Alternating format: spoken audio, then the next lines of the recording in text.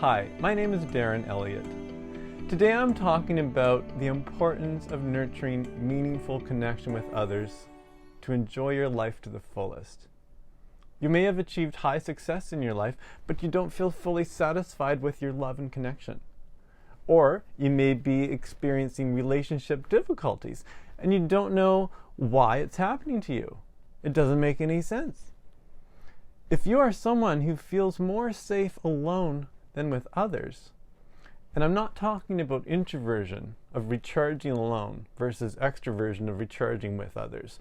I'm talking about needing to be strong and not to depend on anyone, of not being able to, or thinking you don't need to, share your most painful or alarming thoughts with anyone. If you're not able to fully share what's going on for you inside of you, you will be experiencing some form of disconnection with others. This may come as complaints from others that they wish you could be closer to you, or it could come from your own defenses being triggered when you push others away, or even when you ghost them.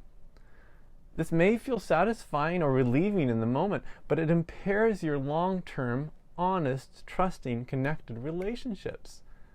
These are so important for a satisfying life.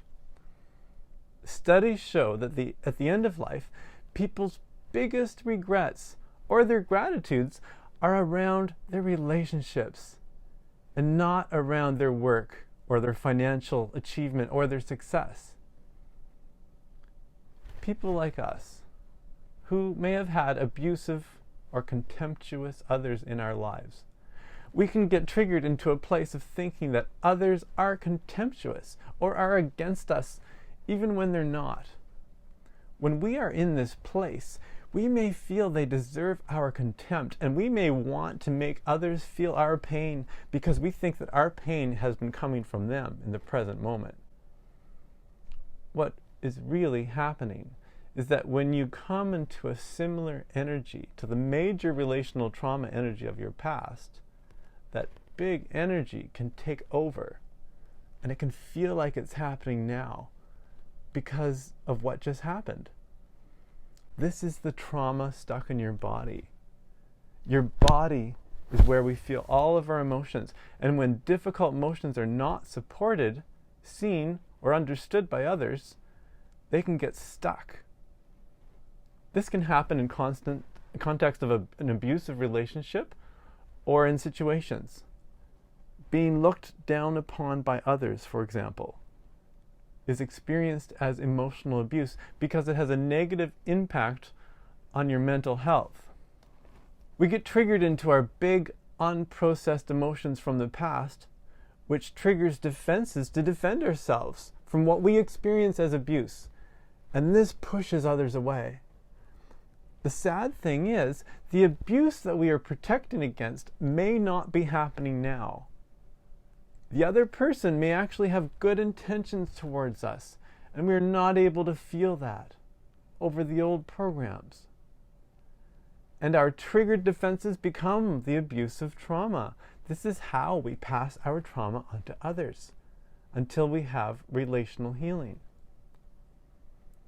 Others may come to see us in a certain way, and then it can be difficult to break out of that pattern unless someone is able to see through your patterns, to see that behind the defenses is a human who needs to share love and belonging, a human who needs to feel meaningful connection. But there are painful emotions stuck in the body that tell us connection is dangerous. The antidote to this experience is intimacy. Intimacy of your actual thoughts and experiences and feelings with other humans. They need to be shared. Kept inside, they become isolated and trapped in the body and can create a world of pain that you get triggered into. Avoiding these triggers can often mean avoiding intimacy, which continues the disconnection, which continues the emotional isolation, which continues the disorder and the pain of separation. I can see you through your trauma and through your defenses. You are not your behaviors. Walk with me a while. See who you can be with me as we co-create a therapeutic relationship together. Over time, allow it to spill into your other relationships as well, as you nurture a more connected version of yourself, developing self-compassion and self-love so that you can more freely share it with others. Love is a feeling inside you. It feels great to love others. And yet, if you have had abusive or manipulative people in your life, love may have been used against you, or you may have been rejected, making love a dangerous emotion. I do not believe that humans can heal in isolation. If we have experienced relational trauma, this can make us feel like the world is not a good place. The healing is in relational repair. It's in the building, loving, trusting relationships. It's in learning to be in touch with your emotions so that you can share what is actually happening for you so it doesn't get stuck in your body.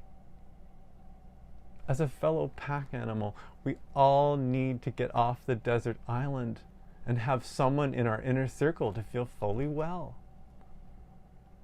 Just like in the movie Castaway, if you are alone with your inner thoughts and feelings, they become disordered.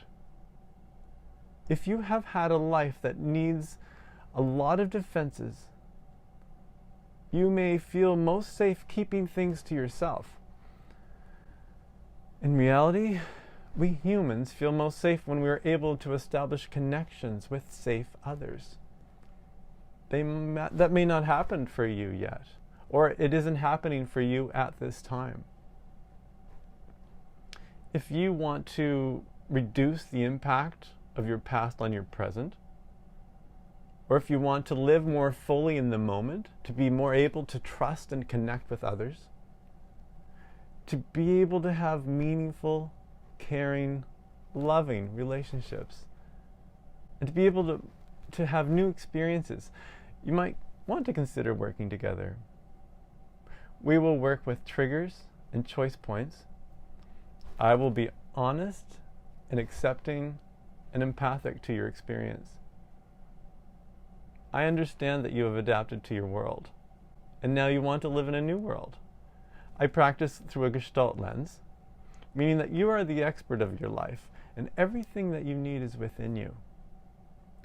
I also include psychoeducation and coaching with your permission. When I see gaps that would benefit from the bridges as you work on new behaviors and find your way to a healthier, more fulfilled, loving, connected version of yourself. I cannot promise results, like all therapists, but this is my orientation, and these would be our general goals in therapy if you would like to work together. Because we are nurturing loving, trusting relationships, this can sometimes involve therapy shared with others. Couples therapy or therapy with family members or dear friends may be effective, depending on your therapy goals. We will follow the guidelines of the CPRO and best practices with regards how this can be orchestrated for you and be in everyone's best interests. Thank you for watching.